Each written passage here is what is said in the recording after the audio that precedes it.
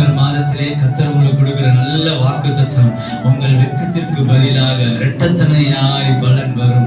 ஏசாயா 61 அதிகாரம் 7வது வசனத்திலே இந்த வார்த்தை குறிப்பிடப்படுது. இந்த செப்டம்பர் மாதம் முழுவதும் அவர் நம்மளுக்கு வந்திருக்கிற எல்லா நிந்தை, எல்லா போராட்டம், எல்லா அவமானங்களுக்கு பதிலாக இரட்டத்தனையான பலனை தந்து உங்கள் தலை எண்ணெயினால் அபிஷேகிக்க போகிறார். எந்த இடத்துல வெட்கப்பட்டீங்களோ, எந்த மனிதர் முன்பாக அவமானப்படுத்தப்பட்டீங்களோ, அதே இடத்துல அதே மனிதருக்கு முன்பாக ஆண்டவர் தந்தை உங்களுக்கு இந்த மாதம் ஆயத்தப்படுத்த போகிறார். அதே கண்களுக்கு முன்பாக ஆண்டவர் உங்களை உயர்ந்த ஸ்தானத்துல கொண்டு போய் வைக்க போகிறார். இந்த மாதம் கர்த்தர் கொடுக்கிற நல்ல வாக்குத்தத்தம், வெட்கத்திற்கு பதிலாக இரட்டத்தனையான பலன் வரும்.